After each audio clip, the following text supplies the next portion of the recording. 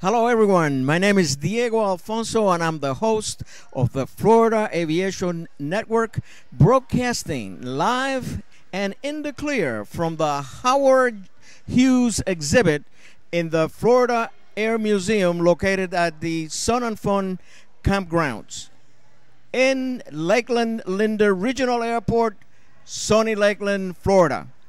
Please let me tell you that 2013, this year, marks 39 consecutive years of this fly-in expo and air show all wrapped into one of taking place. And bear in mind that this is the second largest event of its kind in the world.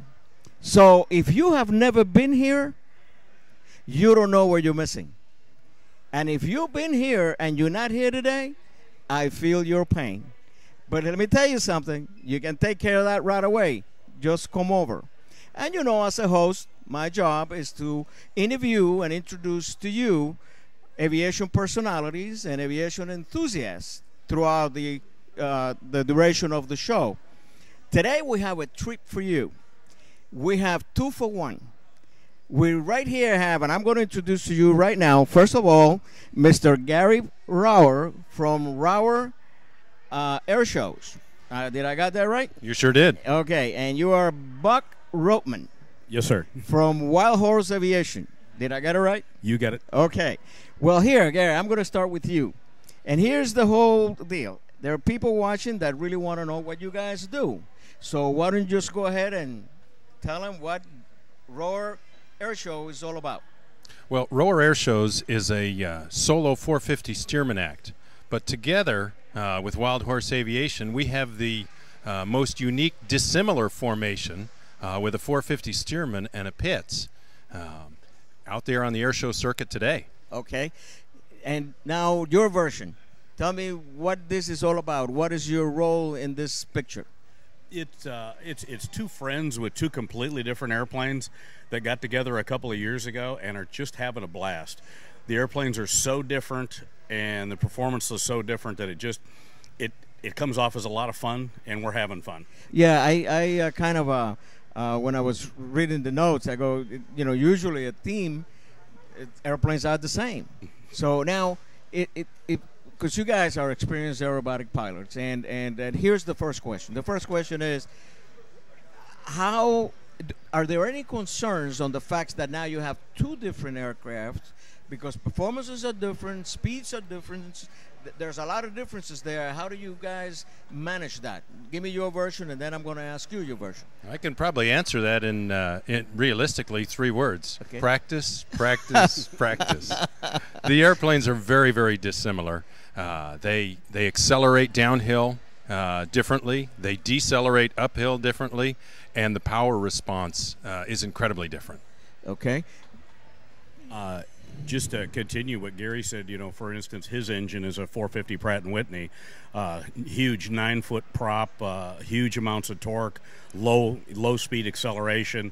The Pitts is a little bit different on the top end, high speed acceleration, a little bit cleaner, faster airplane. So a lot of practice and a lot of briefing and a lot of trust. I imagine, because the first thing that came to my mind, I am not an aerobatic pilot, although I have, you know, kind of done some mild aerobatics, you know, like lacy 8s and chandelles. No, I've done my little bit of, you know, loops and rolls, but nothing, no hardcore. And that was the first thing that came into my mind, because whenever you see a formation, you know, usually the airplanes are exactly the same. And basically the performance is controlled by one set of things. Here, each individual, not only you have to maintain close eye contact with the other airplane, but then maintaining those speeds and everything, that must be challenging. Oh, it's very, very challenging, and we work a great deal on fine-tuning that. The power changes, the ratio of pull, and for me as lead to be absolutely consistent as I can, so that Buck has a solid platform to fly off of.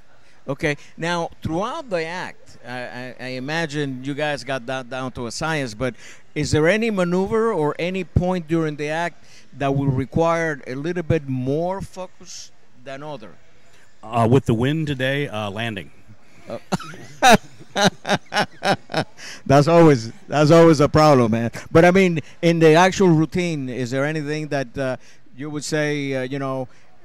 I'm just guessing here. Okay, we're going to do this maneuver. This one is a little bit more, requires a little bit more focus or a little bit more attention than that other maneuver. Is there such a thing, or no? And there's 3 different phases. There's the formation phase. There's a tail chase phase, and then a head-on and solo phase. And they've all got their levels of concentration. So there's not really any one maneuver. Maybe the grand finale, because we're passing pretty close, and he's going straight down, and I'm going straight up, less than a wingspan apart. So. Wow, man, I gotta see that. I haven't seen your act, but are you guys performing today? Yes. Oh, yeah, I'm gonna be out there. Definitely, I'm gonna be watching that stuff. Do you have anything to add to that? No, I'd say the finale pretty well sums up everything. A close pass in the vertical, where there's a lot of smoke and a lot of noise, and I can't see him, so it's 100% trust. Yeah. That's the most challenging. And the thing about this is that those both airplanes are my favorite airplanes. I mean, Stearman, it just takes you back. So I'm kind of romantic in aviation. To me, a single-engine airplane is a Stearman, and a multi-engine airplane is a DC-3, that type of thing. Where you look at the airplane and you have that good taste. You know what I mean? It's like a good feeling about it, and same thing with the Stearman. And then the Pitts, which is a later generation, but still a great airplane. Actually, I was introduced to a Pitt. Perhaps you know him, but he perished probably 25 years ago, maybe 30 years ago. His name was Ed Muller, and he was out of Jersey.